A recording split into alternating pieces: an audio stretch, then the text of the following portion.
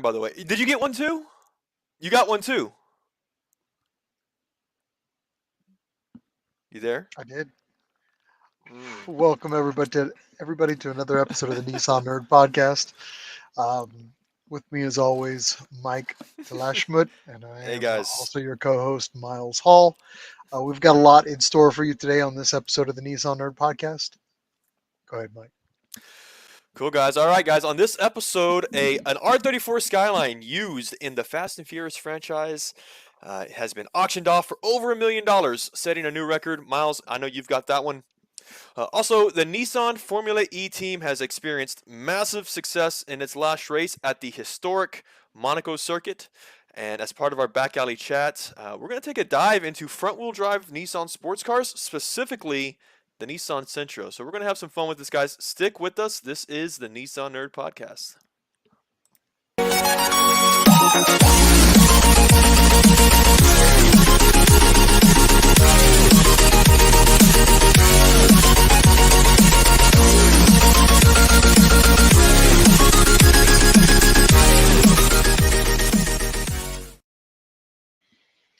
All right. All right, man. You feeling all right, man? You seem kind of glum. Not glad. I'm just getting over a flu. I had a norovirus What? 24 hours ago. What kind of So virus? norovirus. Interesting. Noro basically means new in Pig Latin. In Pig Latin, is that what it is? Well, I'm sorry to hear that, dude. That's all right. I didn't I lose can hear it in anything. your voice, man. I'm surprised you didn't ask for some time off, man. Thanks for staying dedicated. Nissan nerds don't get time off, so we just hustle through. So, You're doing all right, man. Okay. but Okay, man. I'll make it through. I'll be all right. I got water, and I'm not seeing blurred vision anymore, and I have control of my bodily function. So let's see where the party takes us. All right, man. All right. You got anything special in your cup this weekend? This time around, or is it just water? Water, Just straight up water. water. It's wise Yeah, choice. Pedialyte. That's it. Okay, wise choice, man. I hope again. I hope you start feeling better. And I'll be fine. yeah. All right, man. How about you? What you been up to? Man, I'll be honest, man. These last 2 weeks have been insane. Aside from work and family, we had a family member pass, which we've gotten through. But you know, things are kind of looking forward again, looking good. Honestly, I know. I'm surprised we hadn't talked about this in the last, well, since we last spoke, though. But the new Fast and Furious movie's coming out tomorrow night, and even though it is a ridiculous franchise as of the last 3 or 4 movies, I'm still dedicated, man. I've been there since the first movie, even the second one. Third was all right. Fourth, fifth kind of came back around, but anything after the sixth, it's like it gets harder and harder to believe. It gets pretty Uh, rough. it gets pretty grand. I mean, it's these just big um, uh, explosions and going into space. Like I just wish it kind of went back to the whole traditional street racing or uh, in general. But Who's supposed to come uh, out in this one? Who's supposed this to be in the one, next one? oh dude, Jason Momoa, freaking That makes Aquaman. sense.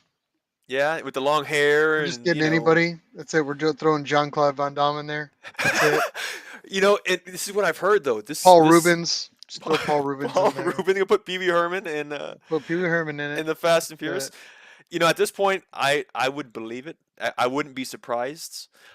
And what I've heard is that even though this is Fast X, so the 10th movie, this is going to be, from what I've heard, a three-parter. oh, seriously? Dude, I'm serious. It's going to be at least a two, perhaps even a three-parter. Don't get me This, wrong. I like the Fast and Furious stuff. It's okay, but I'm just like, I'm to the point where it's like, God, are they going to be racing out on wheelchairs at some point? And it's just, I mean, heisting, I don't know, like, I don't know, who knows? what is it? The Insure? It's The the great inch. Insure robbery at the old folks home, and they then they they get away steal with a the they handicap. hi- they hijacked an They 18 heist it. wheeler of Depends. Yeah, sell it on the black market. Family. Black market Anyway, senior no, diapers. Yeah. yeah, it's just Ah, gotten a little bit. I personally it think like when has. they were at 6 after Walker died, I think they 7. had like Yeah. one more, and then you bringing back Han. I was like, all right, cool. And then after that, it was like you got me with Han, and I kept staying around, and now I just feel like a trapped, like I'm trapped in this relationship. I Well, just want, and you really lost that's me at Nicki Minaj. That was like, yeah, yeah. Is I that was when it like, was done, or was it? No, Cardi B. It was Cardi B. I think you're Cardi B, talking my about, fault. right? Yeah. And Charlize Theron, I'm like, I mean, she is actually a bit of a gearhead, but I'm like, um, Yeah. yeah, she actually financed that whole online Netflix series. People don't really Oh, know that she the was. Fast and Furious little cartoon that they did on Netflix. No, No. the whole was Schrader in it. All that was Oh, her. She financed that, or she was wow. her brainchild, one of the two. I forgot what it was, but I she didn't was know that. deeply involved. We'll leave it at that. That's why she was in that show. So, but yeah, apparently Interesting. she's got a passion for it. But anyway, Yeah, yeah, yeah. needless to say, Needless to I don't say, know if it's gonna hold me for three more episodes. well, and that's the So thing. Like you said earlier, man. I'm at we'll this see. point, I'm committed. So you I know, say at the end of this all, Jesse comes back from the first one. He turns out to be the bad guy. He's pissed because they shot him, right? and he They never never got saw. back his We Volkswagen. never All knew. because of a Volkswagen. We know he was shot, but we don't know whether or not he You passed. don't know if he But passed. also Vince, was it Vince or Leo? Leo. Leo dumped out. Leo, you never heard That's it. anything That's it. about Leo. What happened to That's it. Leo? That's a whole He gave up side. cars and went on to be a Fortune 500 bank he, manager. I he don't know. he it's gonna be like Leo's gonna have his own version of like the Mandalorian, like this whole sub series. It's gonna be Yeah. Oh yeah. like a Disney Please, every Plus. single Lance in his snakeskin pants. They Yeah, take on Lance is origin gonna have his story. own series. Yeah, Harry, him and his parts store Harry in the series. parts drinking oil, or what's his name? The guy that they made drink oil. Ted, Uh, yeah, Ted. I got a Uh, question for you, Ted. Do you see a yeah, problem yeah, here? yeah. Yeah, It's- yeah. all those Oh people man. get backstories. Oh my god. Anyway, Yeah, all right, yeah. moving on. All right, So all right. Well, yeah, let's go ahead and acknowledge the crowd here, guys. For those of you that are with us here through YouTube Live, thank you for being with us. We see you guys in the comments. By the way, oh man, our first comment here is from Harold Wickman. Great shout out, by the way. Within the last since our last episode, Harold's actually what we're wearing right now are the Harold bought us these shirts. I don't know golf where he got them code. from, but yeah, they turned out to fit real Did you nice. did you get the lobster beads, Miles? I did get the lobster beads. I didn't know what Harold was expecting with those beads for the payment for those beads, so I Usually, did when you not get wear the beads. beads, yeah, You there's had to do something typically dirty for him, right? I don't know how that yeah, started. yeah, It's such a yeah. weird thing, but I'll take the Hmm. shirt. Thank you. Mike can show off the goods I'll at a show off later the time. goods. He'll show off the goods. I'm no prude here. I'll help you out, buddy. All right, guys. Again, for those of you that are with us online, feel free to shout out to us in the comments, and we'll be interacting with you guys and sharing some of your comments along the way. Before we get into articles, Miles, you want to do the compi? Is it my turn? Yeah. I'll do the combine. Why not? All right. Let's go ahead and raise them glasses, hopefully filled. And let's do our compi. A salute to those of the Nissan family, whom we wish good health, and to those we may have lost, may we be reminded of them often. All So, right, guys. If you got it, join us. compi, Kanpai. Woo. compi. Mm. Hmm. I think we got a special shout out for compi too as well right now, right? We do, we do, we do. Actually, we want to give a shout out to our buddies out in North Carolina right now. The Z Days, 20th annual Z Days is happening right now. And we just got some live photos here. It is karaoke night in Blowing Rock, North Carolina right now. So all our buddies out at Z Days having a great time this entire week.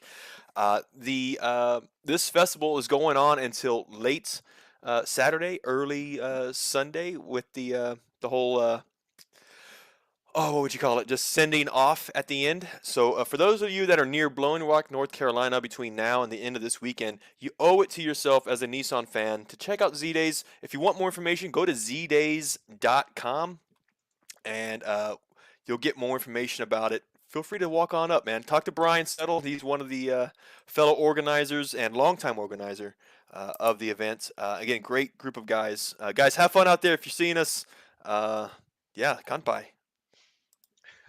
Mm. Well, let's go ahead and get into Nissan news. Nissan news is where we each scour the internet and share a article we like regarding Nissan, Datsun, and Infiniti news. Articles typically sourced from official newsrooms and from Mhm. media outlets at large. Sometimes even the dark, deep cellar rumor closets where we get our information sometimes, but you never know. Michael, go ahead and let you jump into it. It's actually been a good financial period for Nissan, and you're here to kind of talk about that a lot. I sure am. So I've got a pair of articles, and they are nerdy. They have to do with financials and Nissan. But for those who are fans of Nissan, obviously, and specifically any type of financial gurus, man, maybe this might be something you could bite on. Nissan is reporting surging profits among strong sales and an easing chip crunch here in the last quarter.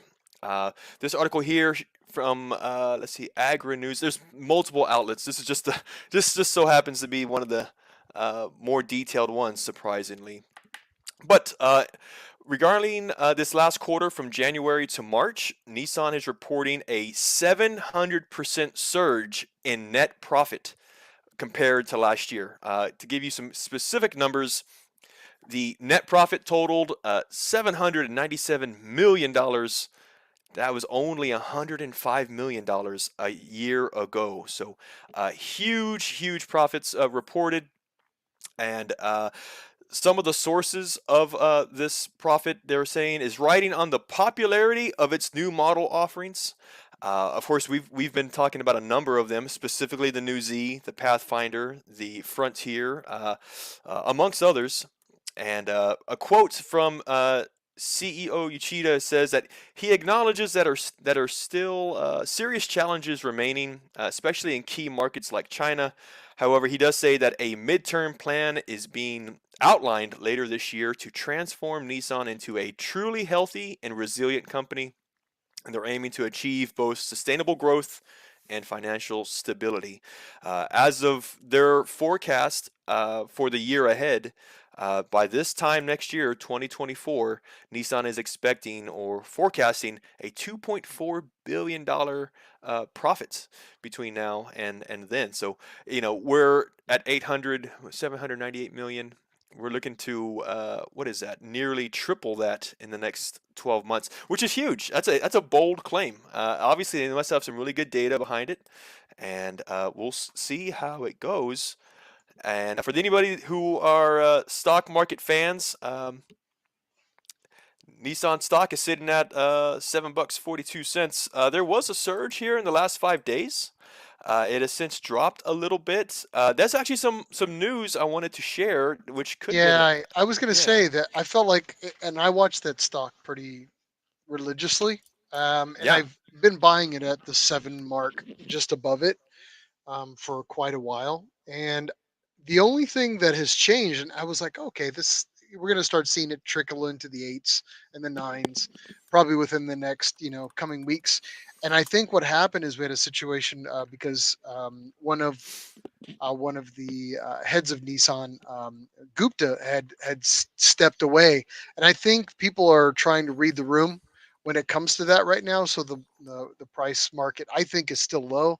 So I don't know. I'm keeping my purchase right now, my yeah. steady purchase of the stock as I continue on, and we'll keep you updated if it goes up a little bit and I have enough money to buy me what I want as far as a GTR. Just kidding, Yep. but That that that that second half, you mentioned Gupta. It was sort of what I wanted to chime on to just briefly as well. What Miles is referring to is that Nissan's operations chief, Swani Gupta, is set to leave the Nissan board, says the company. He will not be reelected to the board of directors. His term ends on June 27th. As of right now, it is unclear whether or not he will remain as COO. Um, Mr. Gupta has actually had a really strong rise within the company, starting actually underneath the Datsun marquee in 2011, back in the day, has had a number of positions through the alliance, such as with Mitsubishi. And as of since late 2019, he has been the COO of Nissan. Um, Miles, for me and you, we report a lot, and this is what kind of one of the reasons why I wanted to talk about this is we've shared a lot of Nissan corporate videos and live streams over the past year, even. Yep. And Mr. Gupta's been a part of them. The 2024 GTR unveiling, Hmm. Mr. Gupta was there. The GT500 Z entry in Super GT, Correct. Swani Gupta was there, and also a number of Nissan and NISMO Motorsports fan videos Mhm. he's been a part of. So at least for me, and I would assume you too, we've seen a lot of them, and we don't know exactly what is happening. A lot of these articles are saying this is what they quote a boardroom shakeup. We don't know. You never know. Yeah, Yeah, yeah. it's hard to say. Maybe they're going in a different direction, and somebody doesn't agree, or sometimes people age out, or the company's going in a different direction. Some people, don't embrace the change, and that is what it is. Hard Do, to say, but maybe we'll find out as time moves on. So do, uh, this might be too soon. Do you think he'll have to exit in a music box or? stop. Okay, I'll stop. Next. I'll stop. I'll stop. Next. Okay. Miles, you've got the next article. You want to go and talk about it? Yeah.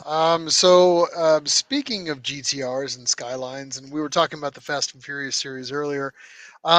So with that being said, there has been some news within the auction world, primarily due to Brian Spillner, aka Brian, from the Fast and Furious franchise, as we know. Paul Walker. Paul, Yeah. sorry, Paul Walker. Again, still cloudy. Calm down. So Paul Walker from the oh my God, from the Fast and Furious series. There was some news that came out with the Skyline that was utilized by him in the fourth version, fourth of the Fast and Furious series. The R34 that was within that film sold at auction. It actually ended up breaking setting the record for the highest paid, highest auctioned off Japanese import to Wow. date. So currently, before that, it actually was held by a Toyota for the 2000, that first gen, the Mm-hmm. 2000. Oh Um, yes, GT 2000. yeah, it was something. It was somewhere around 600,000. Mm. This one came in at $1.357 million. Now, the funny thing about this is a lot of that car um, was designed by Walker, or basically influenced by Paul Walker, to be in the movie. Like all the little accents and all the like small details. He chose not to put any stickers on the vehicle. He really wanted to accent a lot of the car's body lines. He customized a lot of the vehicle that people don't really know, like the rear reverse lights, the rear brake lights, or Mhm. excuse me, the rear backing lights, or rear fog lights, as they sometimes call it in the UK. Mhm. Those are actually cleared out. And then from there, he modified it with like OMP race seats that were fixed seats in that vehicle, Momo steering wheel, NISMO exhaust. So I mean, the car was definitely tricked out for the movie in his regard, in by his request. Now the seat was actually fixed in that position and never changed, because shortly after the movie was completed, the vehicle actually started a kind of a lucrative story after that. Mm. It was actually seized, for those that don't know, because it was actually imported under, dare we say, questionable means. Oh So wow. the let me see here. I forgot what division of the authorities it was, but they actually end up taking possession of this vehicle after that. And from that point, excuse me, Customs and Border Protection seized the car early during Fast and Five production. due to legal questions surrounding its importation. The Skyline was brought back into Japan and purchased by Kaizo, which is a company out there, and they basically took the engine out of it and disassembled a lot of the vehicle, and then sent it back to the United States to get reassembled in California. And Oh. then from there, it did some lengthy legal battle, ended up in Germany for some reason, and then made its way back to the States, from what I've gathered. And then it was basically on display as a display vehicle for a long period of time.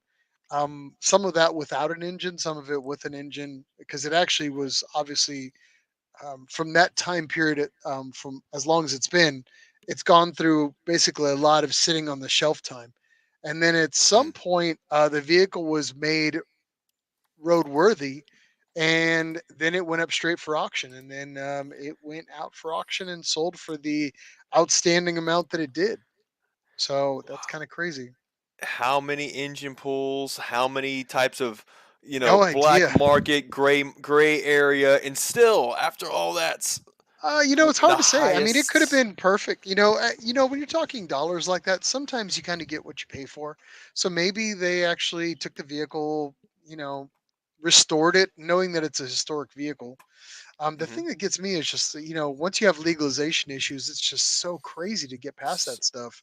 But Oh, I mean, it's not like it cannot be done. I mean, but maybe they were just waiting it out for the R34 to become technically legal. which recently just happened as early as I think earlier this month was which made the S- 1998 Skyline. This could be a 98. Oh, you said 2000, but hmm, the first this generation of GTR has just within the last month Yeah, this been was a made legal. 2000. Yeah. 2000, So yeah. Um, yeah, you I don't you know. know, yeah. There's It's it's hard enough to get paperwork right on a car that's just built here in the U.S. You never had titling issues, much less customs and titling issues. That's a hurdle. That's a hurdle, man. Yeah. So it sounds like there was a lot of musical chairs with engines and parts and things like that. But I mean, at some point, somebody truly wanted the vehicle and purchased it. I don't have any details who purchased it. Obviously, it probably went private, so nobody would, you know, Make fun of retaliate them. with potentially. Yeah, I mean, sometimes at a certain point, some people want to be incognito when it comes to those type of purchases. True. Um, but is again, it was a new auction world record for a Nissan Skyline GTR as well. The last GTR that sold and hit a record sold last year, and that was $577,500. This obviously doubled that, Hmm. um, but of course, the famous name of Paul Walker was attached to it, and that is at to date the most expensive import car ever sold at auction, from what Yeah. this Jalopnik article says. That, Now, that's what a lot of auctions do, though, too. And I'm sure you've noticed this is that when people see this, especially when it's been shared out through multiple media outlets, people start to feel that it sets a precedent for future oh auctions. yeah, totally. But people got to understand this was a franchise movie. There was a very famous actor who's since passed, who's obviously a diehard enthusiast at the same time. This is the rarest. It is rare, not only because of the car it is, but who was involved with its build or what the movie, especially in Hollywood, it was used by a production company. Um, yeah, yeah, man. Hopefully, again, as this generation of Z car, or I'm sorry, of Skyline and GTR finds its way into the states now, a little bit more accessible here in the coming months and years now. Hopefully, the prices are going to be high still, but hopefully they're still um, reasonable. That's kind of hard to say, but I don't know. You I never don't know. know. It's a beautiful R34 car, is though. kind of is probably one of the most sought after vehicles, excuse me, models in that generation. I mean, it's just it's I agree. It's a tough beautiful vehicle to car. get. Yeah, beautiful So car. somebody put in the wrench time. All right, moving along. So Okay. it feels like it's going to be a lot of Fast and Furious references for the night. If All somebody didn't night catch long. that, so Yeah. moving along. Let's go ahead and check the comments. Doesn't look like we have much for comments tonight, so we'll go ahead and move on. We got one Um, from Terry, by the way. Just want to say howdy back out to Terry. Thanks for being with us. That's Appreciate it. that. Let's talk about motorsports a little bit. Now we're going to talk about a segment where we look into Nissan's current racing portfolio, race entries, and how they're basically doing in all those competitive sports.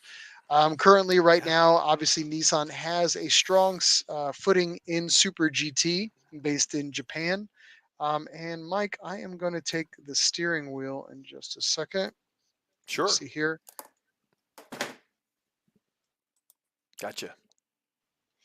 Now, series for Super GT just finished up recently. This was just the May 3rd and May 4th. It was the racing weekend. This race was held for round two of 2023 Super GT at Fuji. And of course, that was over. It was actually not a racing weekend. I apologize. It was actually a Wednesday and a Thursday race. If it didn't throw anybody else Mm. off, like it threw me off. I remember getting the updates. I'm like, what's happening on a Wednesday and a Thursday? But it's just the way it worked out. So this race kind of ups and downs for Nissan in the 500 series. 300 series, very strong. Let's go ahead and talk about that. So for the 500 series, Wednesday morning's practice started off like it was going to look good in the first Hmm. round of qualifying, and then everything just went down. And then and ending in practice, the Morelli Impulse Z held on to eighth place, and then the Nitera Motul Z bumped down to 11th place, with the Motul Alltech Z falling all the way down to 12th, and the Realize Advan Z down to 13th place. This is in practice, of course. Carrying into qualifying for that day, it didn't boast too much better for anybody else but the Realize team. They moved up positions heavily into fifth position that day. From there on, the Nitera Motul Z kind of stayed where it was playing around in. Took ninth place Motul Altec Z sitting in 10th. And the Morelli Impulse Z all the way down to 12th position in qualifying. We're going to skip over to the 300 and talk a little bit about what Wednesday looked like for those. Now, different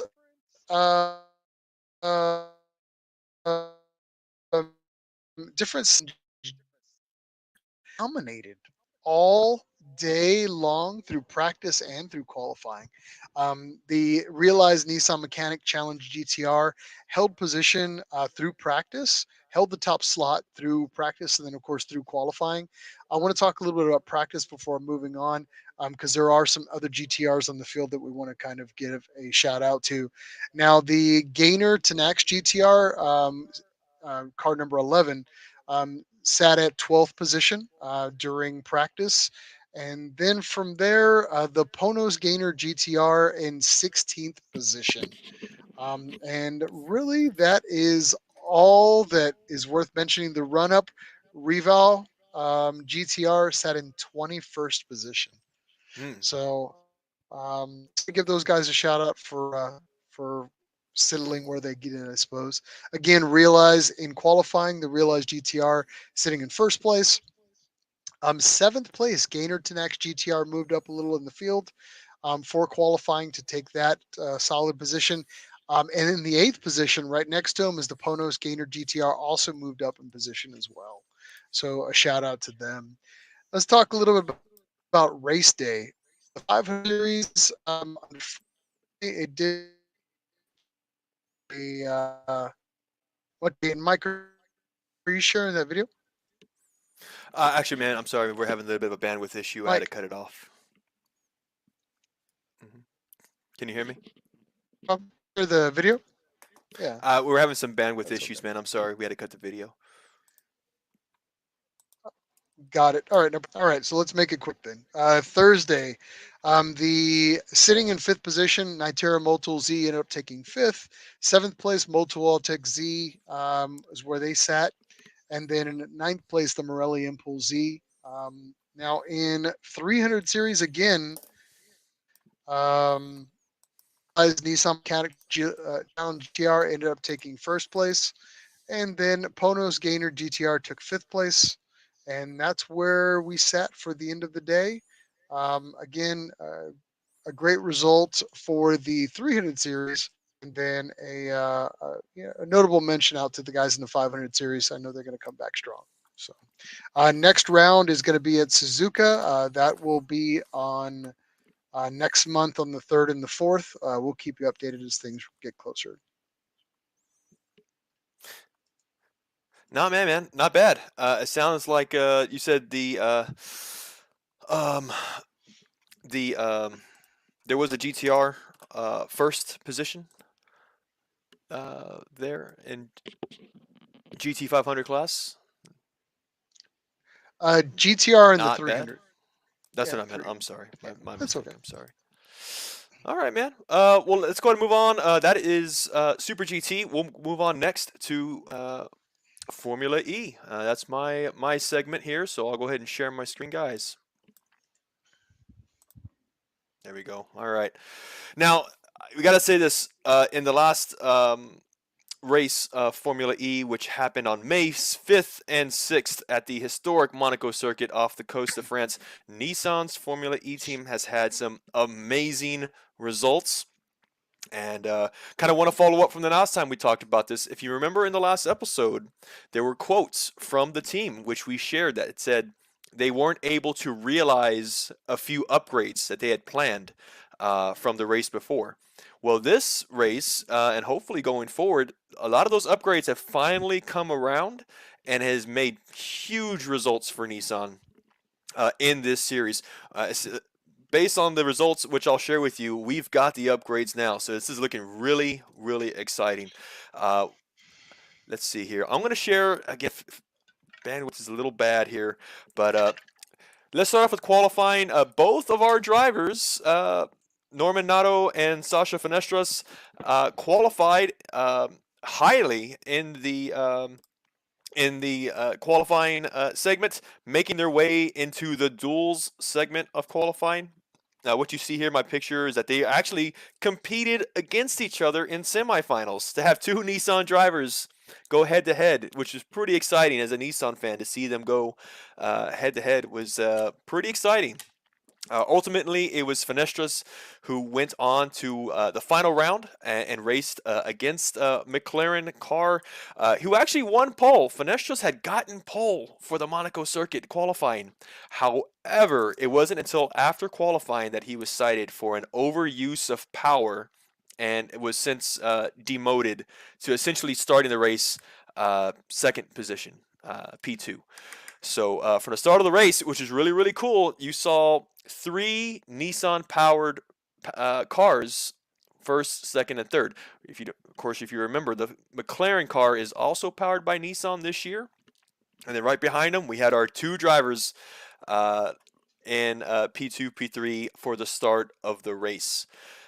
So getting into the race, though, again, Sasha Fenestras qualified second, starting the race, and Norman Nato qualified third. Getting near the end, it was Sasha Fenestras who finished in fourth. He brought home 12 points for the Nissan team. It was very, very exciting for that one. Norman Nato finished in 18th place. It was an unfortunate finish for him. He was looking really, really good, but it was near the second half of the race that he had an incident, and because of that incident, he had to. His performance was limited, so which resulted into that lower position, though. But he had a lot of promise, especially during that first half of the race. Because of the results, this extra 12 points at Monaco, Nissan has promoted themselves to 7th place as a constructor in Formula E. So previously they were 9th, they've moved on up to 7th. Honestly, just based on these results here, it really is a positive outlook. I think for the team and for the racing, the upcoming races. I'm really excited to see Nissan do. Honestly, show results. Let's keep up this big momentum. It was a huge boost in morale, a huge boost for the team, and we hope to see this continue. Honestly. The next race for Formula E will be in Jakarta, which is Indonesia, Southeast Asia, area. That race is going to happen June 3rd, which is about 2.5 weeks from now. Honestly, Miles, we'll have one more episode to preview this race before it occurs. So, guys, for those of you that are with us, we'll go ahead and give you the details, some specifics on that track in the next episode. That's Formula E, Miles. Again, I'm pretty excited, though, honestly.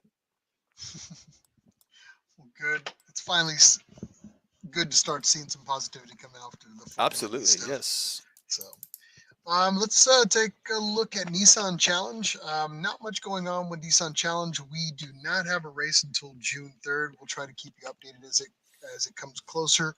That race will be held at Willow Springs International Raceway.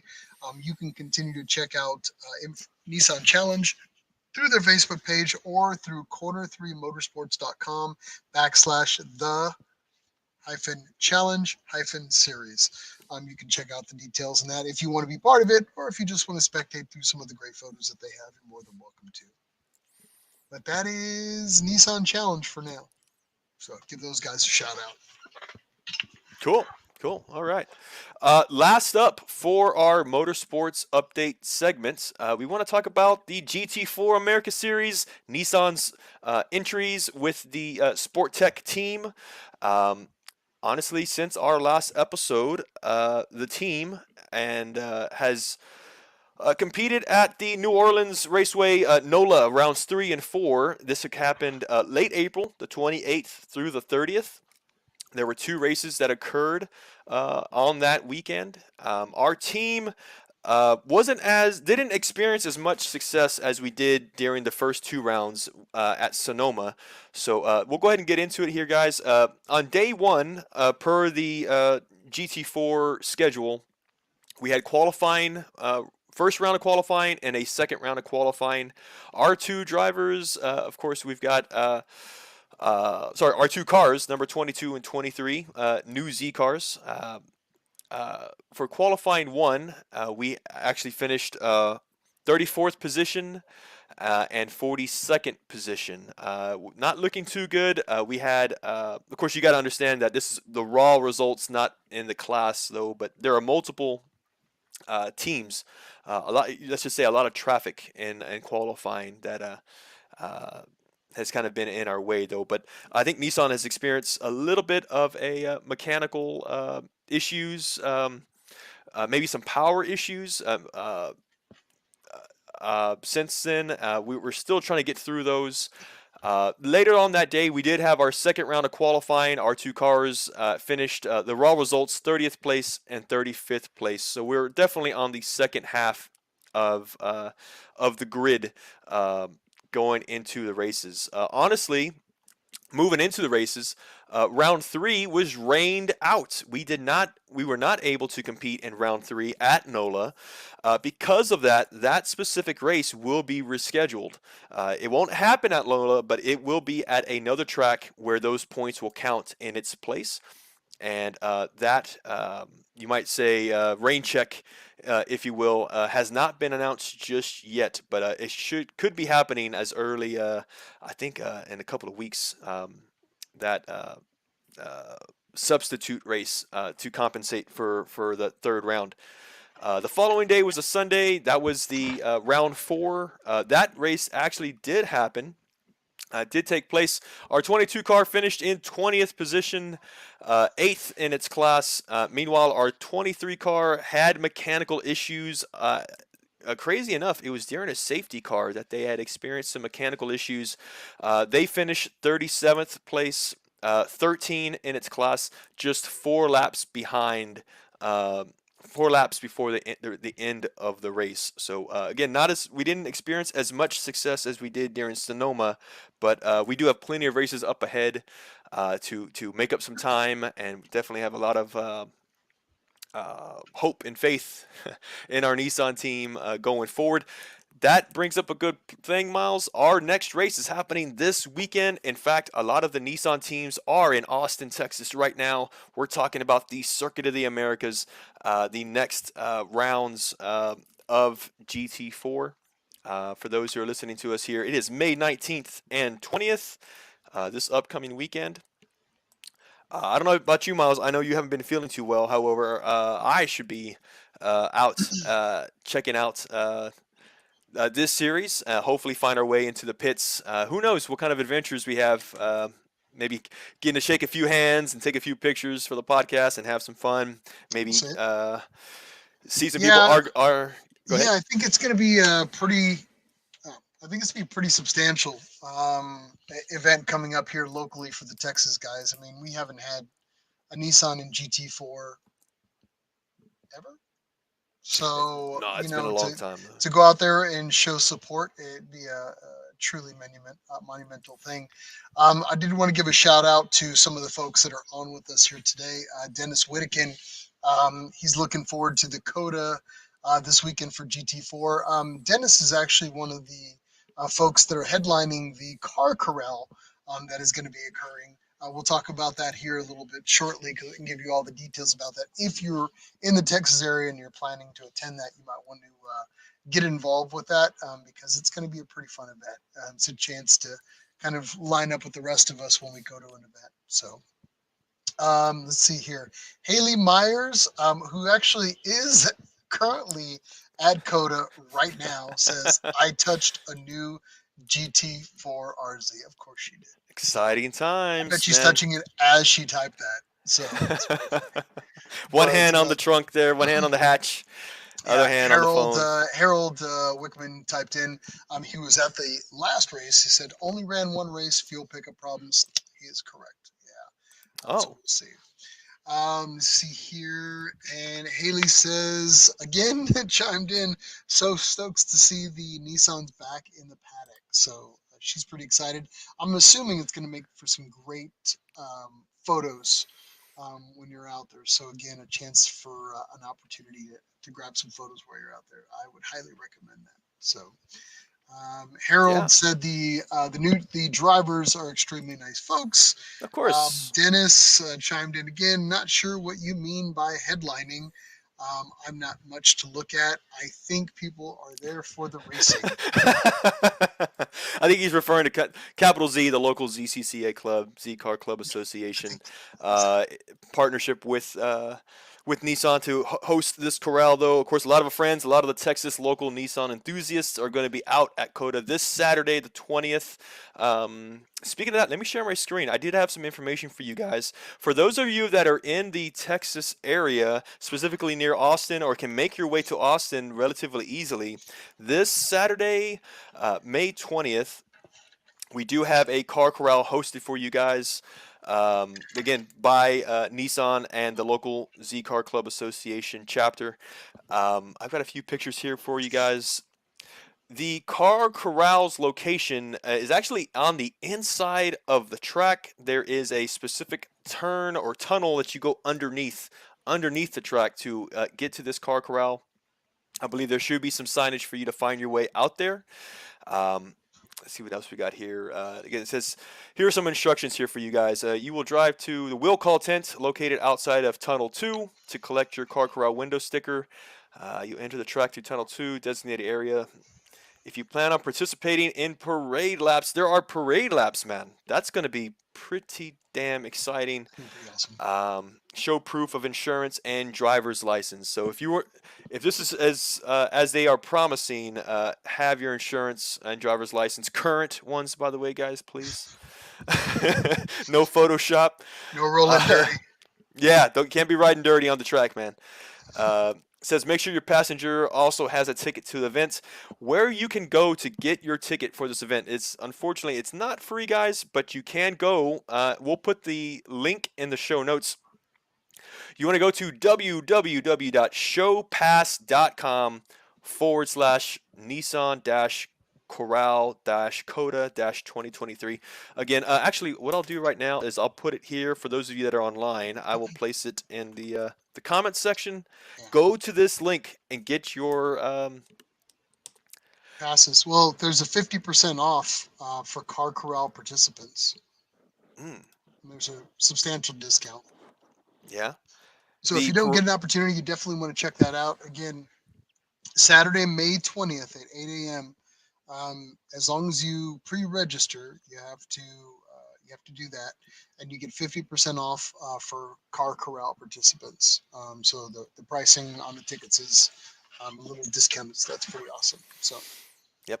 For those who are needing to know, there is a mandatory drivers meeting at the Nissan Car Corral regarding parade laps. Parade laps are staging beginning at 11:35. I would recommend getting there way before then. Be prepared. And the parade laps, it is a very strict schedule, especially when it comes down to the track time, whether it's parade laps or anything. So expect parade laps to happen around 11:55 sharp. Honestly. Again, for those who see us online, there is a QR code here that you might be able to take advantage of. Maybe take a minute to scan that. What else we got here? Was that? That was karaoke. All right. That is our information on the Nissan Car Corral at COTA happening this weekend. Again, Miles, I'll be out there. Hopefully, I'll see you out there. I understand if you're under the weather, yeah, but we'll see if I can make it. And I have an out of country trip planned too as well. Coming up here real quick too as well. So I'm trying to revive my health as quickly as possible. So we'll for that. So we'll see. We'll figure it out. So I will definitely try to make it. Mike, I know he'll be there. If so, steal some swag for me. I can do that. I can do that. Are you a schmedium? What kind of shirt size are you on that one here? I am not a medium, so I am just a standard Texas large. So we'll go from there, which means a So large. 3X. Oh, okay. I'm sorry. Oh, stop. Oh. So we haven't done a special segment for a while. So me and Mike were kind of talking roughly last night. It's like, well, let's go ahead and try to do a segment of back alley chat. And Mike, you started running with it. Go ahead and talk about it. All right, let's give this a shot, guys. Let's try this out. So, Miles, I was really kind of thinking about what we do on the podcast, what cars we talk about, and what cars we tend to not talk as much about. I mean, of course, we're very heavy on Z car. We love the Z car. We're very heavy on Skyline and GTR. Um, amongst many, many others, G cars, Qs, Infinity, older Datsuns. But I was thinking about it. We haven't given much love to the Sentra cars, or much less front-wheel drive sports cars. And I know to a lot of people it doesn't really seem like like a fun car, but honestly, I still think they are. And I know we've got a lot of people that join us online that tend to think the same way. So, in an effort to just have some diversity within the show, I figured let's talk about Sentra. Let's just talk about numerous things about the Sentra. I figure what I would do is we can go kind of generation by generation of the Sentra. I've got a few stats that I can share from each generation. We can kind of see how the Sentra's kind of evolved through the years.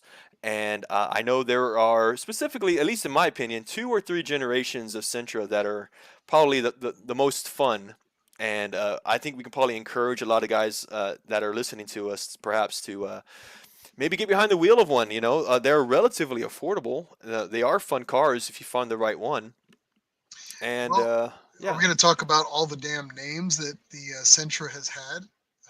I mean, it's crazy. It's the Sentra. I think there's like 5, maybe 6 names.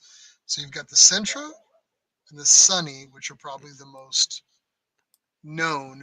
Then the Sudu. Then I think it's like the Sylphus or the Syphilis or something. That's a 4. Sylph. That's it. Yeah, And then you just want to say syphilis. I get you, I Miles. do. I get you. And then the Pulsar. Pulsar. So Yeah, that's right. so I think it's 5 names if I remember off the top of my head. And what I've learned along the way as I think well there's is 2. as I was trying to do some studying for this segment on the Sentra, and I'll share my screen on this Oh, for those who figured can it see it. out. It's rather dense, but you're right. The Sentra, or all the variations, different name changes, no matter what part of the country you're in, um, built through multiple plants. I mean, the most Uh-huh. commonly, of course, were in Japan, Mexico, the U.S. You Mexico. did see some Mexico, yes, China, Taiwan, Philippines. Uh, as you go along the line, it was a very, very You did a popular production model plant in of the car. Philippines? That's awesome. Yeah, yeah. My sources, by the way, for those who are looking or curious, it's primarily through Wikipedia. let's give them a little grace here. I mean, is that through amongst a few other ones as well that I was able to try to get some information out of. Hmm. But for those who don't know, the Sentra has been around since 1982, and actually has had 8 generations of Sentra since then. Um, the Sentra, began in very different variations. Believe it or not, there were diesel engine options in the early Sentras. There were wagon options. You had sedan and coupe options and hatchback options. And I think what you'll see, and this is why it's kind of surprising to me, is because let's just say within the last 20 years, the Sentra has primarily been a four-door sedan. So those other configurations you don't really see anymore. But I think that was sort of Nissan kind of finding their way with the car and where it was best suited for their market. So it's primarily been a four-door sedan. However, there have been other variations of it. Um, Do you know I've got a. what the direct it was supposed to replace in the Datsun lineup? That's right. 1982. It was still, at least in the U.S., it was still under It was Datsun. close to the transition. Yeah, Am I going to say 510? you're Is that close. 210. 210? Yeah, Oh, okay. That makes yeah. sense. I get you. I thought originally the 510 myself, but it wasn't, and I was just like, oh, okay. What at the time I'm trying to remember what was around in the 80s, but I was thinking Maxima, but I'm like, nah, that can't be right. Well, I'm sure some 510 will burn me alive. Some 510 nerd out there is going to burn me alive when I see him walking in the paddocks at Coda maybe this weekend if I can make it out there. By the way, I'm glad you mentioned that. For those of you that are with us online, feel free to chime in on this. If we think we got something incorrect, hey man, we We we are might be throwing no. out a lot of bad factual information because Ah, I don't know. We might be. I doubt it. I'm doing my best. I did spend some time on this, but in either I'm way, going to put it we're like this. Mike definitely will up be for throwing this. out factual information. I'll be throwing out all the bad factual information. So, All right, all right. I do have a picture. Like I said, what I wanted to do is kind of go generation by generation, sure. and I've got a picture of each one, and maybe we can kind of breeze through them, see what we thought about them, what we think about them. This is the first one here, uh, 1982. This was the you might call it the coupe version of the Sentra. This one had various. This one actually had a diesel option. Horsepower is rather low, 67 horses, 85 pound-feet of torque. You had mostly manual transmission options, either a 4-speed or 5-speed, or if you did go fancy with the automatic, it was a 3-speed automatic. Um, for the time, it probably seems just right. As you can see here, you do see the Datsun marketing on this magazine, a product of Nissan. It was during that transition. It was beginning right around this time. I remember a couple guys that would talk about this model, and Hmm. they said at this time period, just because of what was happening in the world, they said one of the most popular options that you could get for your vehicle was a lockable door lid. Because at the time there was all these issues with gas, getting the availability of gas. We were during this big fuel crisis at the time, so gas siphoning, sad to Yeah. say, was a concern in the United States at that time period. So, Well, if you look at this article, you see this magazine. You're right. There is a key on that door, on that gas oh door yeah, for security. And then in the upper right-hand corner, you do see the miles per gallon. You're looking at it here, was the miles 58 per miles per gallon. gallon, Highway 43 city. That's what they were Uh, pushing back in the day, and this was, that was the big thing with Datsun is Datsun Saves. They had just finished that campaign for saving gas or for gas economy, and so they pushed the Sentra, which was to fill that same ticket, which makes sense. So yeah. Well, so this is our benchmark, Miles. This is kind of where Sentra began. Obviously, I think you could say that most Sentra, by and large, has been sort of that entry level car, fuel sipper in many ways. There have been multiple models or variations of Sentra, and we'll get into that. I'll move on to the second generation here. This was from 1986 to 1989. Kind of a blurry photo. This was the best one I could find through Motor Week's VHS series, I imagine. okay, Same engine options. You did have a little bit more horsepower. The highest it went up from 67 to 90 horses. Same transmission options. It's gotten a little bit bigger. I'm looking at the dimensions of the vehicle, the wheelbase. Not too much, honestly. From the notes I saw on this, sales for this model was rather low. No. No, get out of here, right? Um, I feel and like the sales were so bad that they decided to make a wagon version of this. I wonder if they ever made a wagon. wagon or some kind of a hatchback. I mean, I know it came later, but I wonder if that ever happened. This model. Well, based on the notes I have here, obviously what you see here is the hatch version, but there was a wagon version of this There as was a well. wagon. I There knew it. was. I There just I was. remember seeing this front and the side, and I'm not saying that I ever saw them at car shows. I saw them a lot at pick and pull back in the The day. salvage yards, yeah. Yeah, because back in the day, I was just, I was a younger Nissan fan, and I would always be interested in taking like the millions of Nissan badges and plates and Oh, dealer plates. So I would always take those and buy and gather them up from any Nissan that was out there.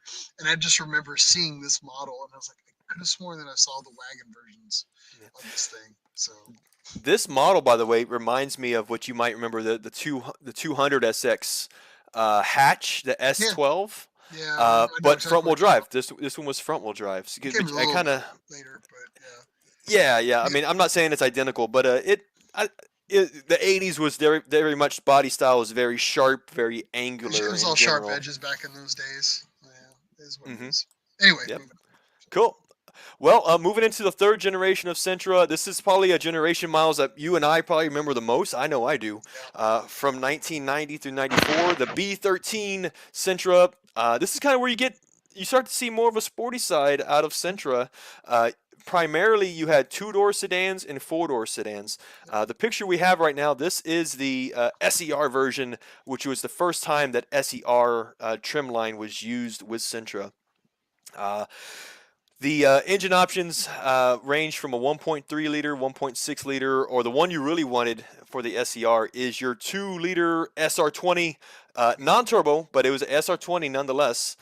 You saw power increase up to 126 horses, pound-feet of torque 108, and of course you can get that with a 5-speed transmission.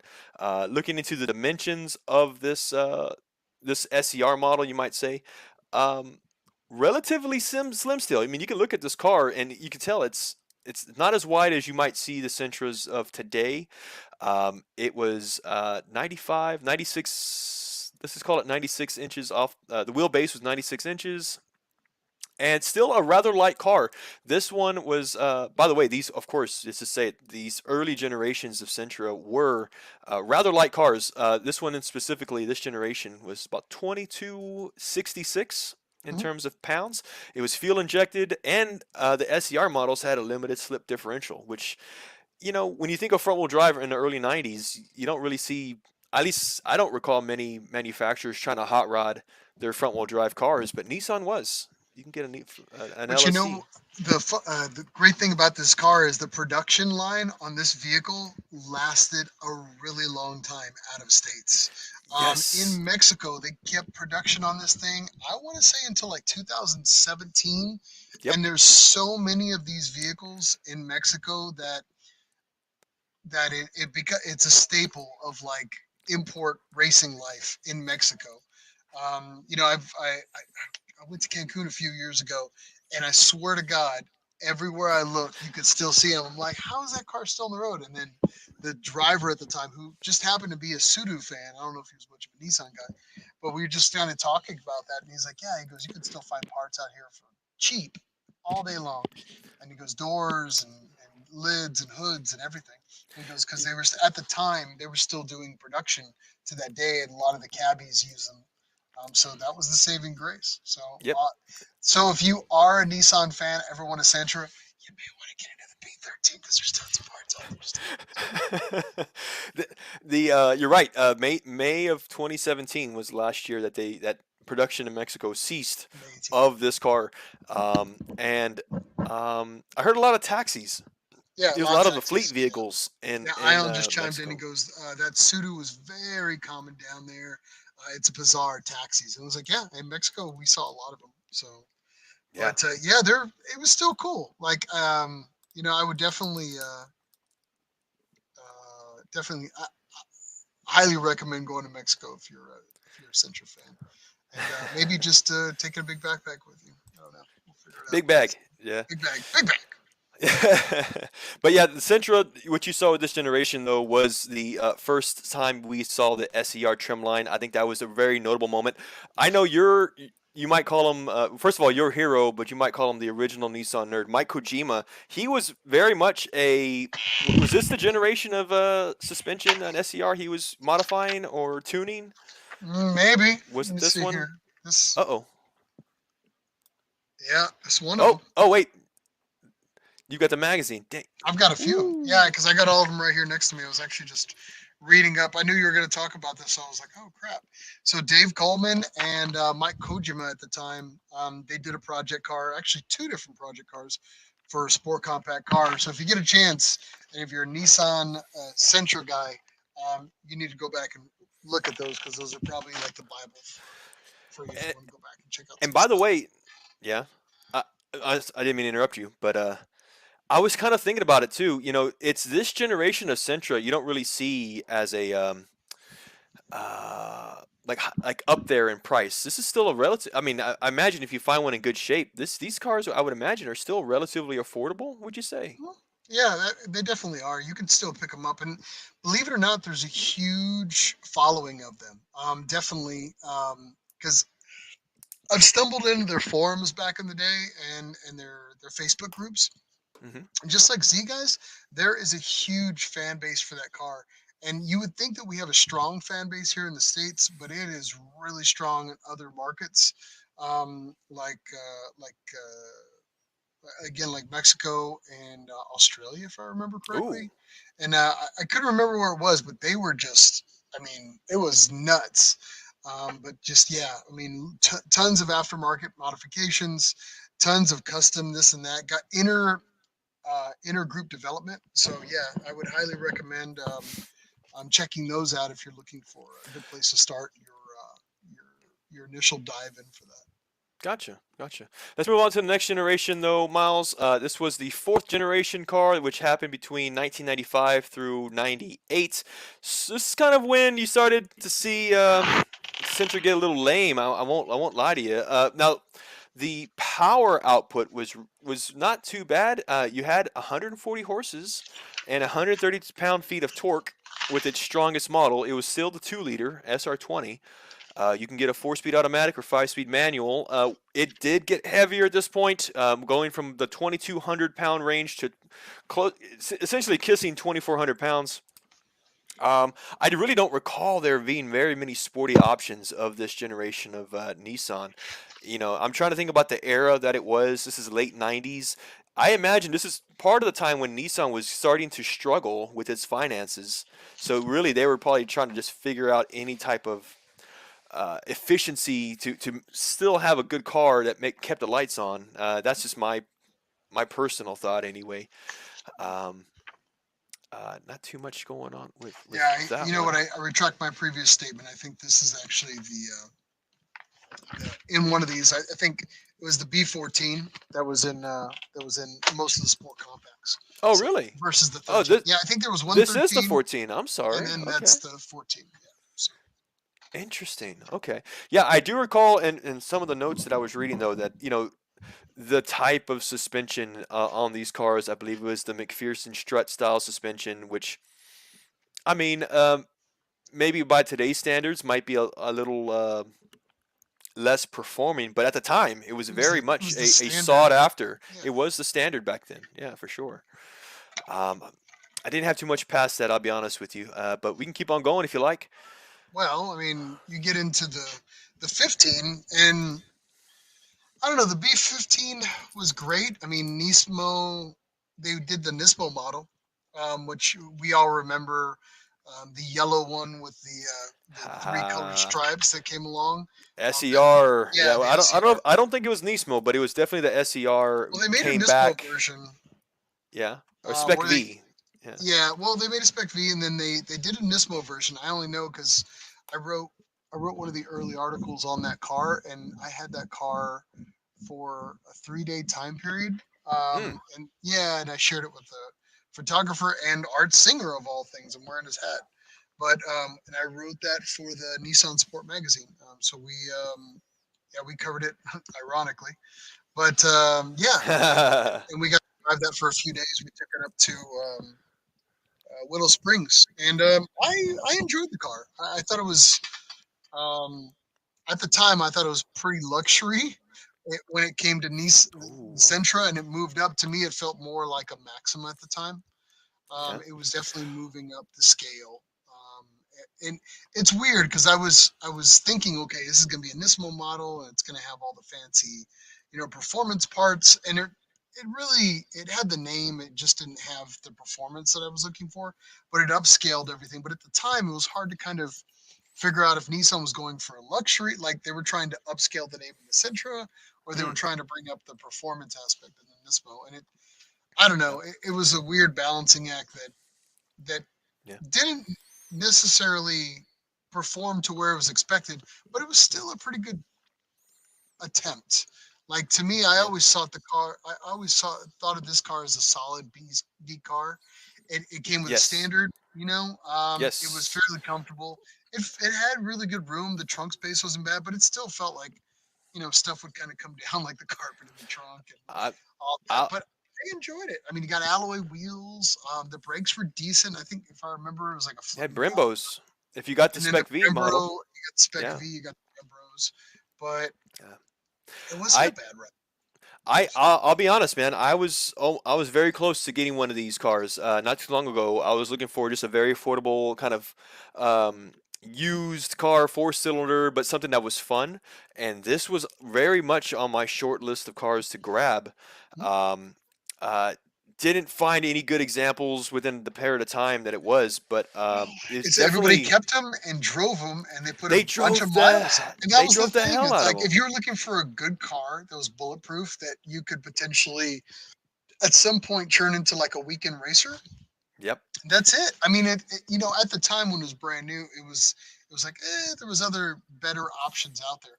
But Yep. as this car grew older, you just appreciated the benefit of it. Well, You appreciated everything about it that we needed for our purposes. It was a really good car. So it's funny you mentioned that as well because this generation of Sentra was the first time that we saw the QR25 engine. hmm So you're right, it was you might say a new model, a new series of engine that was being used in the Sentra. And yes, very much in the beginning, who's to say? It isn't until having this car over a period of time that people began to um, have confidence in the engine. You never know what engines are going to be like the yeah, first couple I years. mean CVD Um, transmissions. If we would have oh, known, you know what I mean? Like see, it is what it is. But yep, at the time, it was a bang hard transmission. The engine could take a punch. yep, timing And it had, chain, and this car had a pretty good stance. It went around corners pretty well because I yeah, mean I dogged it out when I had it. Sorry, yeah, Nissan. I had it for the 36 hours that we had, but they told us like, hey, take it, go have fun with it, and we really yeah, enjoyed it. And I gave my praises in the article when I wrote it, yeah. and I was The happy. So you did mention transmissions though. This one did have the six-speed transmission option, which was and also a first for the Sentra, specifically with the Spec V model. Um, you saw here. Weight was increased to about 2,500 pounds. that's about Its right. height came up. Let's see the height here. It definitely changed Eh, from being a smaller economy car to what it is. But you know, yeah, it didn't change the name of Sentra, in my opinion. I mean, I mean, when you go back from the Sentra and everybody knows it as the 200SX and all that, and then it transitions into this. I mean, there's definitely a difference. But it was also there was a company change that was going on too as well. I mean, all the Altimas started to change. They all started to kind of look like this at the time, and but it was yeah. I mean, it definitely felt heavier, but when I drove it, but it was still torquey. It was still fun. I enjoyed it, this came along the lines with like the 350Z. When we got this, we got the NISMO 350Z when it came out, or the track version. So we Track got version this, we got this, and, '03. and we got this in the track 350Z on the same day. They gave us both these Mhm. cars, and we I drove will both. say, for me personally, this generation of Sentra is probably my top two for sure. If it isn't the B13, which we've already covered, this would also be another one. And the same thing when it comes to This is a price. good Again, car. you're gonna see them ragged out, perhaps, but or high mileage. Maybe not ragged out is the best word, but high mileage nonetheless. Reliable engines, fun to drive, and affordable. It's just a matter of finding maybe one that's not as beat up. Awesome Yeah. track option though, I imagine. Ion jumped in here. He said powered by a JWT prototype GT30 kit. The QR25 is said to be able to make 500 horses. I'll believe it. I've had some friends that have had this specific car, and they absolutely loved it. I don't recall them making huge power or trying to, but I knew that that engine was Well, damn. definitely I mean, robust. if it's strong enough to keep the head tied to the block under that much power, I mean, yeah, Yeah. it's worth Uh, mentioning. So yeah, maybe Good that's thing it. you Maybe mentioned. that's the evolution. Maybe what we thought was a solid B car just grew to be a stronger and stronger A's plus. So yeah, Mhm. I just never stuck with it to know the benefits of it all. But Nissan at the time was putting out some pretty impressive vehicles. I mean, looking at the time, the Xteras and everything else. I mean, those cars have held on forever. They're Mm. damn near bulletproof. So Yeah. I did want to take a minute before we continue on, Miles, to take a few moments and share some comments along the way. sure. I'm going to go back to, let's see here. Edgar Furman, we were talking about SR20 convention, Mhm. still goes on to this day. I think we were talking about the B13 or third generation Sentra, It's, even the that's a newer damn models. good series if you get an opportunity to check out Fun one of their shows convention. that do. They're a good group of guys, Hmm. super knowledgeable, and we've had an opportunity to attend one or two of those in the past. But I Hmm. highly recommend that if you get a chance to look them up. The SR20 convention is super fun, so you may Yeah. want to check into that. So if you're really into that world, so, Another comment from Edgar. Of course, he's saying that the B14, the fourth generation Sentra, also went to a beam rear end after being independent rear end on the generation before it, which seems to be a step backwards. I think that's why that third generation, the SER, was so popular because it did have full wheel independent suspension.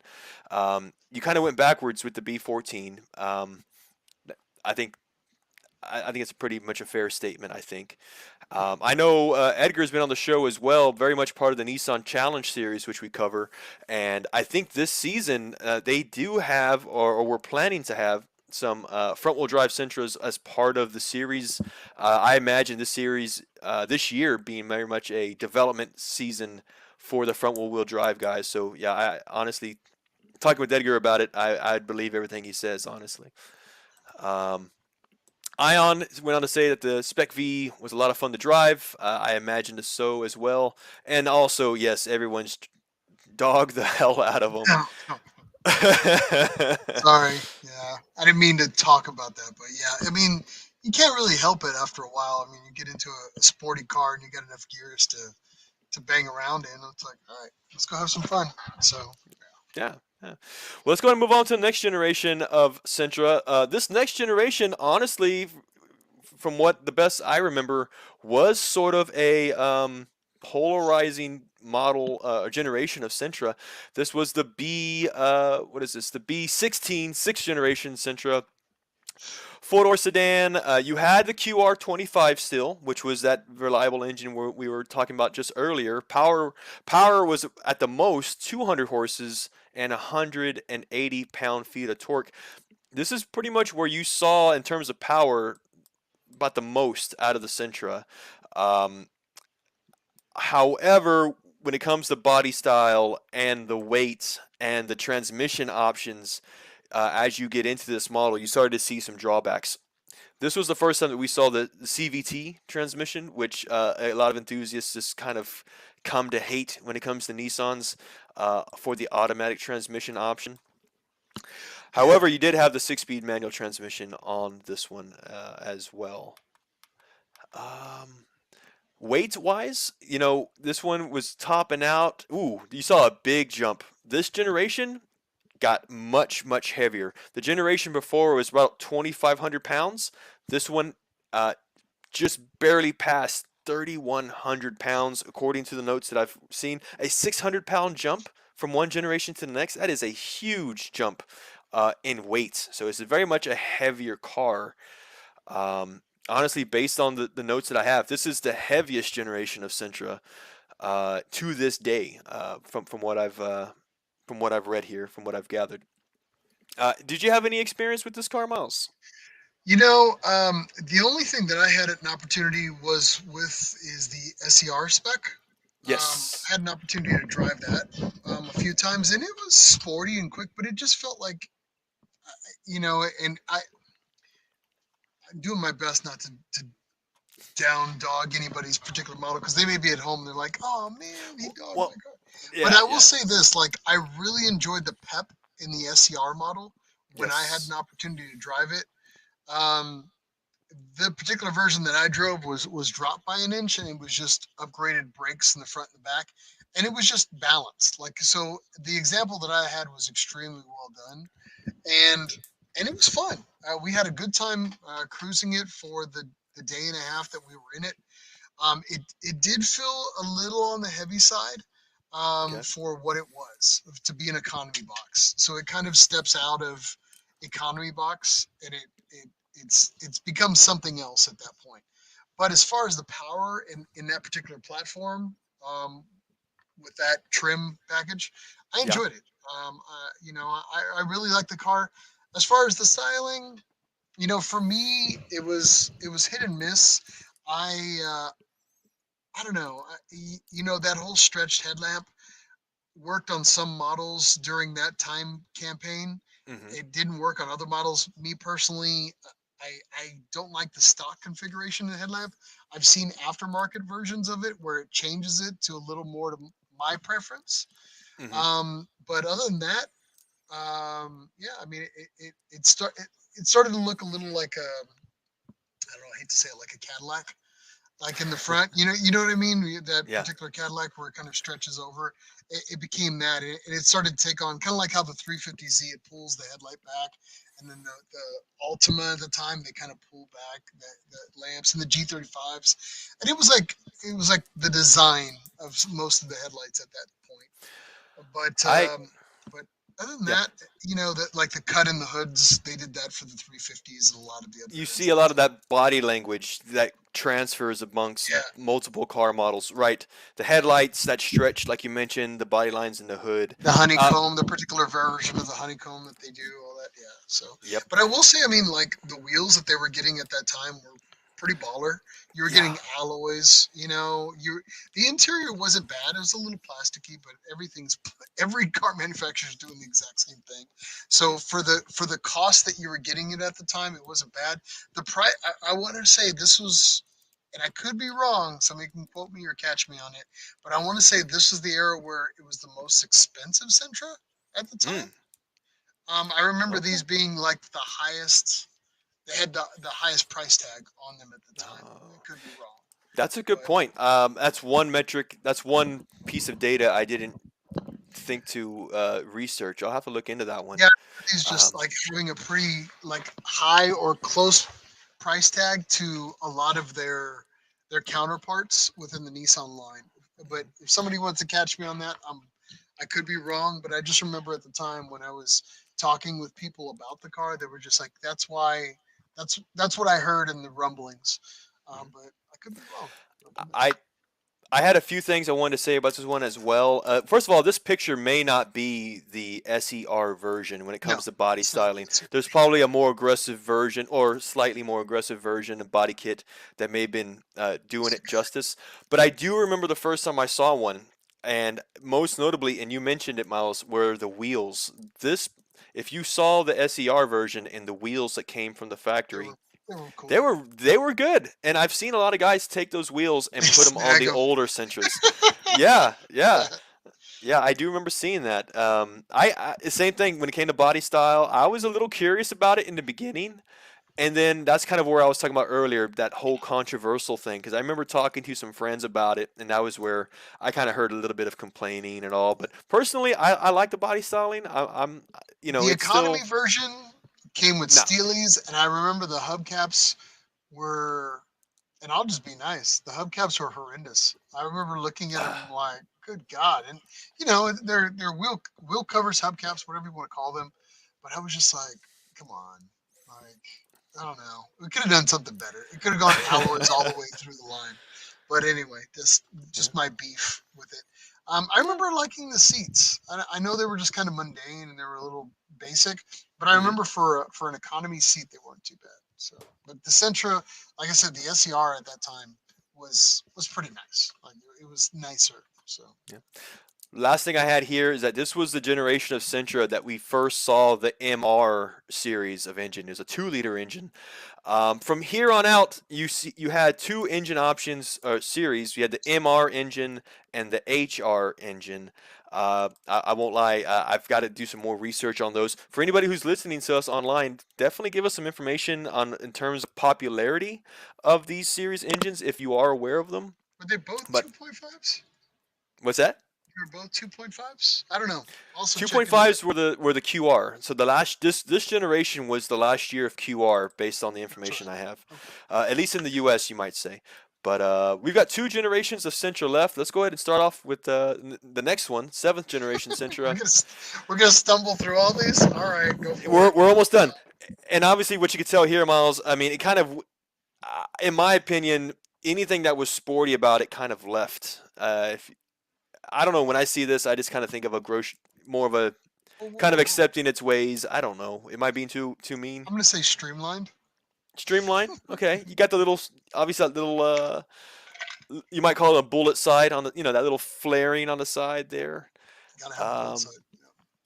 Yeah. So yeah. This one, you had three engine options: 1.6 liter, 1.8 liter, 2 liter was the biggest engine you can get.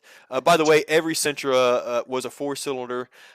Highest horsepower at this point has been reduced. The generation before reportedly had 200 horses, 180 pound-feet of torque. This generation, from what I've was able to gather, only 130 horses and 128 pound-feet of torque. So I at least from what I've gathered here, I didn't see much of an SER version or sport version per se. I should say though that in 2013, uh, what you see here, this generation began in 2012. However, in 2013, there was a NISMO concept that came out to the car shows. I think it took a few years after the fact to really see those happen. But in terms of performance and other visual cues about the NISMO concept, they didn't make it to production. A lot of concept cars tend to do that. Uh, but this one did have the CVT transmission. It did get a little bit heavier. This one weighed 28, 22 pounds. So it was getting heavier, actually lighter than the previous version, but still heavy nonetheless. I don't really have much experience with this car though, Miles. I mean, unless you do. no, Nah, not really. I nah, mean, maybe I drove it as a rental a couple times, yeah. but I no. I mean, I I'll put it this way: it's not sticking out of my mind as memorable. So yeah. definitely not the driver feel that I remember from the prior generations. So Same here, and I kind of feel like this was when you compare it with the generation before, you kind of saw it become a little bit more less sharp, less exciting. However, I'll move on to the next generation, the last generation, you might call it the current generation, the B18. This generation of car has been around since 2019. This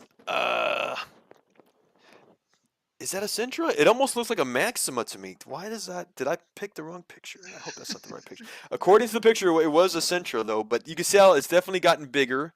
Uh, Honestly, from what I have here in terms of weight, this is the second heaviest model of Sentra. You had the 6-speed CVT transmission in this car. This generation of car. Not made in the U.S. The last Sentra to be produced in the U.S. was the generation before it. This model of Sentra is You're typically made in you're Mexico right. It is. or It's a Sentra, but I don't want to wait too long for that. But it is a Sentra. But I agree with you. I've seen these jump up on me, yeah, like on the highway, and it yeah. just like, is that all? I always think it's like an Altima or the Maxima at the time. They're just like, because if you look at it, if you're looking at it straight on, I mean, it's damn near hard to distinguish Mm-hmm. between what's coming up on you. But yeah, it is definitely the Sentra. Okay. And how I usually do it is just the length, if you can get a side of it. And then, of course, Mhm. the tails, they look a little bit different. But the front of it is Yeah, very much, it kind of they look very similar. I'll leave it at yeah. that. So, A few notes about this generation of Sentra, though. You begin to see the NISMO models of Sentra again with this generation. You performance per had package. performance, yes.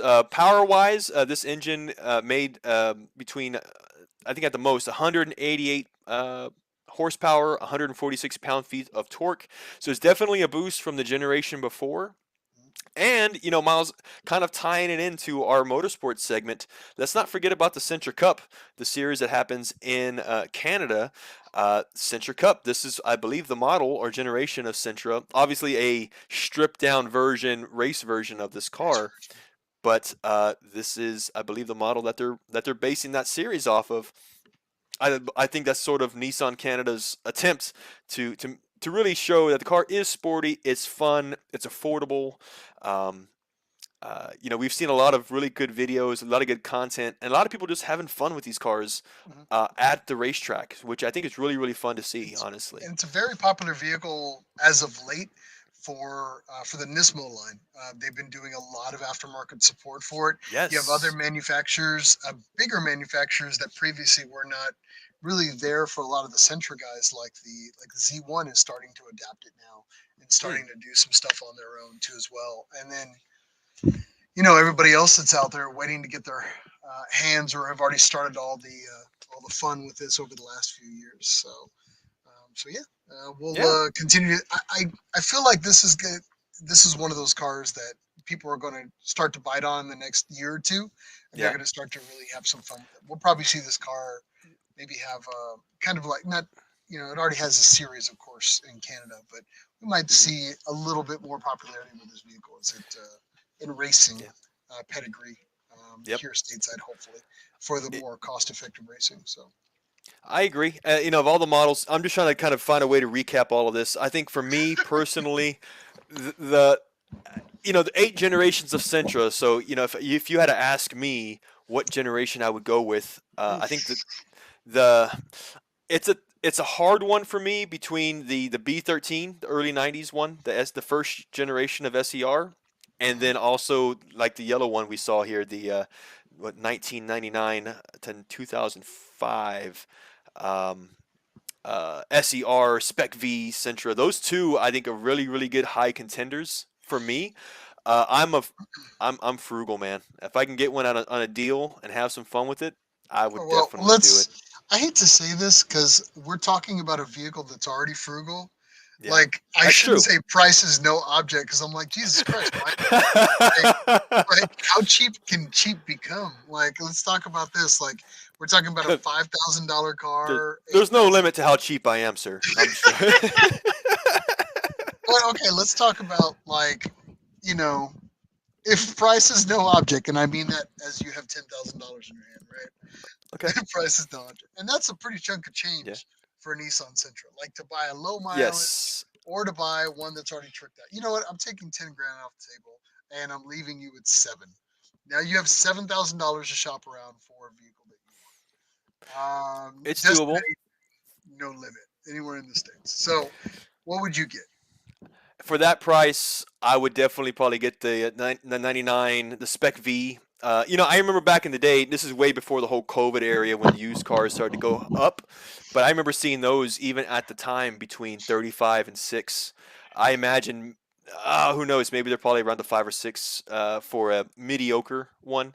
Okay. And honestly, I'll be honest, and the reason why I say cheap too is because I think if I'm going to essentially my intent behind it is to have fun with it, hoon it out, you know, just that's what makes cheap cars so fun because if it's such a low investment that if it goes bad, who cares? Like it's still going to take a hit. I mean, depending on how you are financially, but I mean, when you buy something with the intent just to have fun with it, I mean, that's kind of what makes Miata's fun too. Similar situations because they used to be affordable, but I've always said, or I was told once, and it stuck with me, is that when you go into the world of track, you need to buy a car that's disposable, that you consider disposable, because before you even put that car on the track, you have to mentally put yourself in a situation where if you saw that car smashed up against a wall, that you're not going to cry about it, because that's what you're doing with it. You're just wringing it out for everything it's got. Don't get tied to it. Have fun with it, enjoy it, but don't get sentimental with it. And I think the Sentra checks those boxes, especially the Spec V when it comes to performance and performance potential. We've yet to touch on aftermarkets, especially with the QR25 engine. I've seen turbo kits for those cars.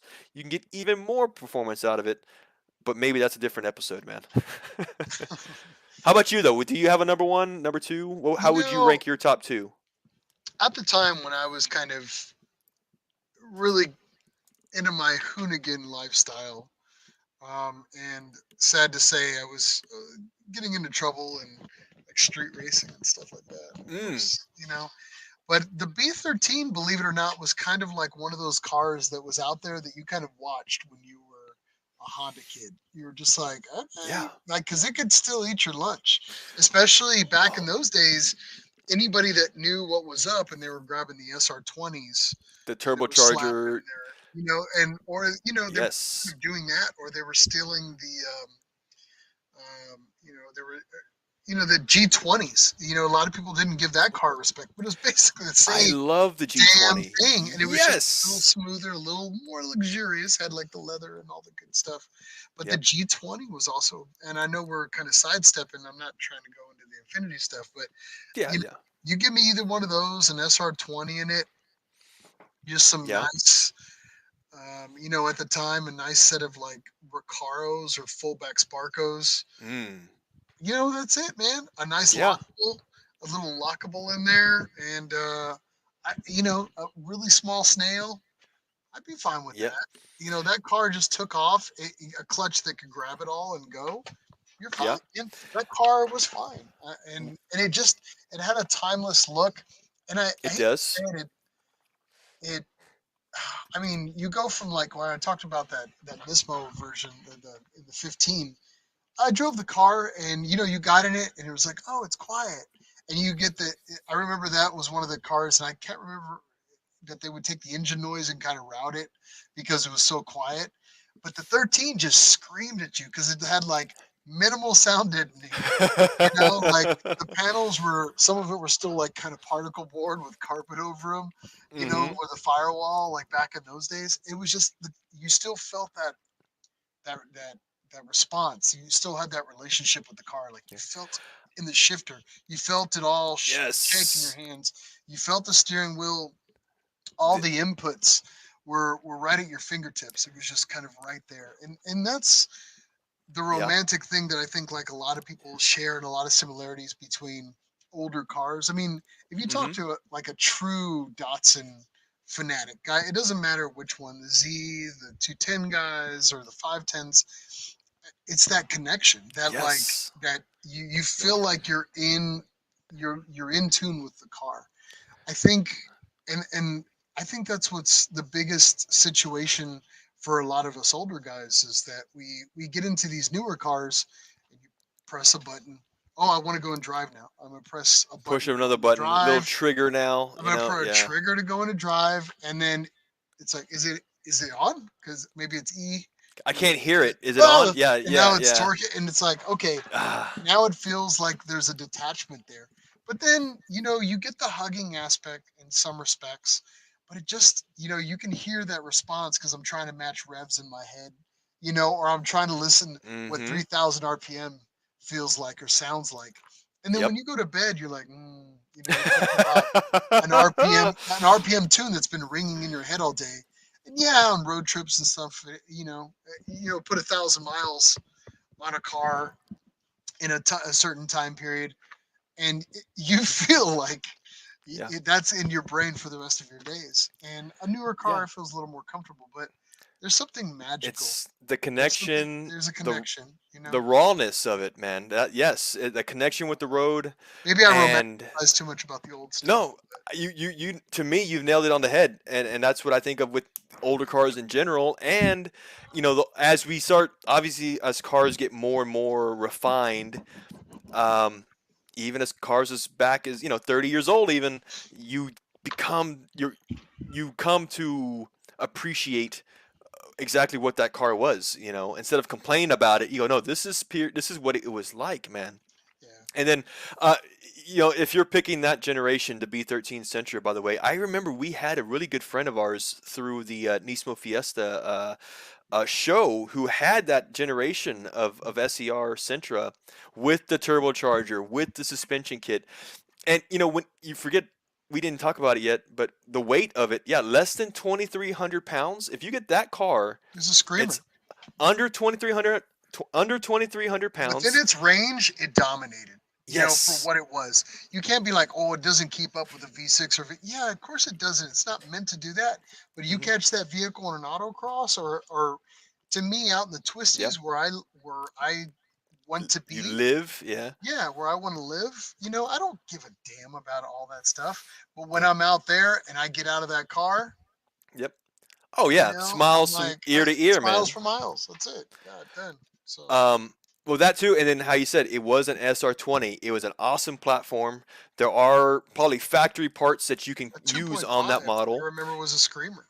Yeah, So you can get 300 horses probably with relatively easily on a chassis that weighs less than 2,300 pounds. That's an awesome power to weight ratio. You're having some fun with that car. but the balance of the cars at the time also was pretty damn perfect. I mean, if you look at Yeah. all the and I'll go back into like the Nissan Challenge guys. When you look through some of those cars that are competitive, I mean, those guys are competitive at that level with some of those Central platforms.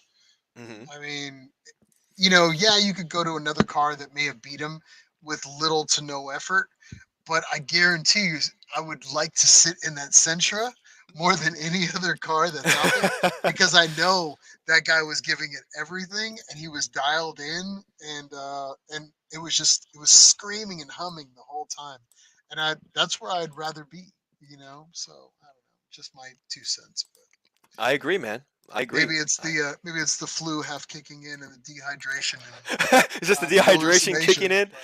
in? Yeah. Mm, but needless to say. So yeah, that's gonna conclude our back alley chat, I think. Thanks again for everybody for I for think we ringed sticking it out with pretty us through well. a lot of our rants It was fun. and everything. I think we did all right. Yeah. If you want, Miles, we can move on to our next segment then. Okay, And that is events. Let's get into events here. I think we just need a We've recap on got the two events. events. Yep. I'll share my screen again, guys. We've got two events to share with you guys. One, again, is actually happening as we speak. We gave them a shout out earlier in the show, which is Z Days, happening in Blowing Rock, North Carolina. It is happening rain or shine. Last day is the 21st of May, and when you put that to a calendar, that is Sunday. So from now till Sunday, if you're in the area, check out social media for Z Days. Again, ZDAYZ .com, and if you are in the area, just pop up, have some fun.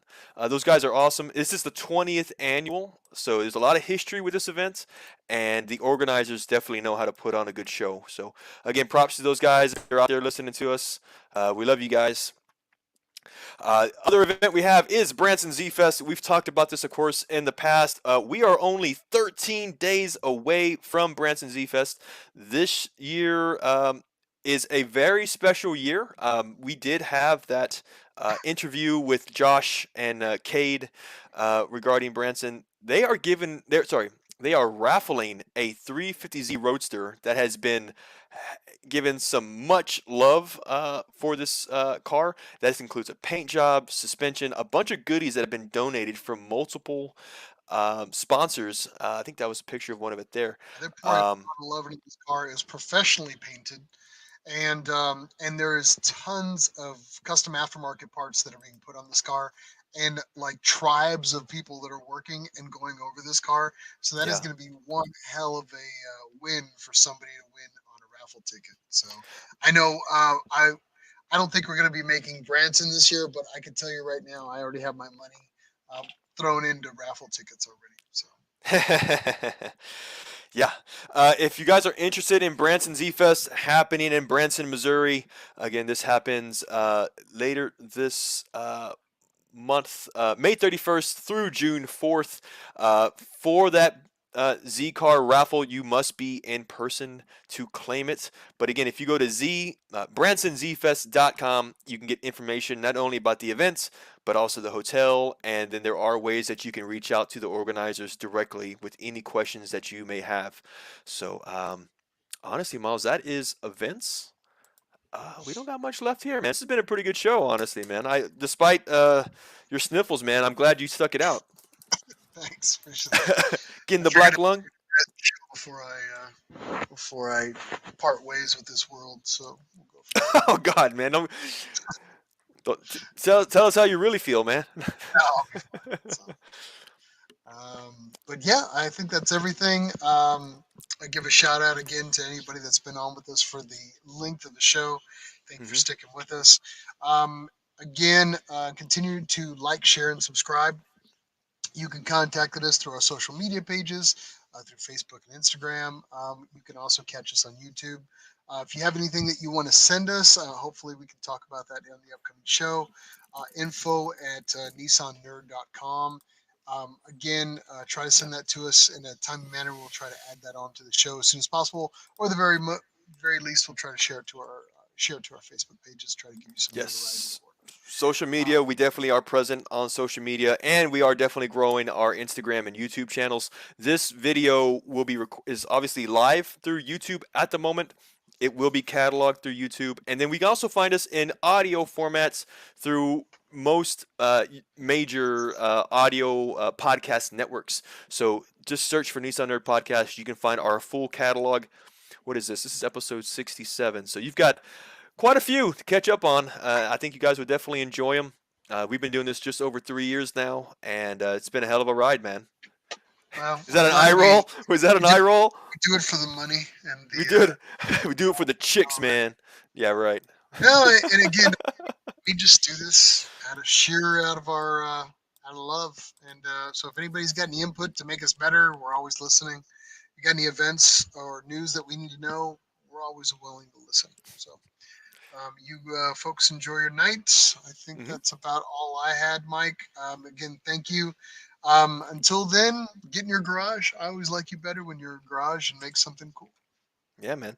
I say clean hands are a sign of a wasted life, man. So, Uh, for those that are with us, kanpai, join us if you got it.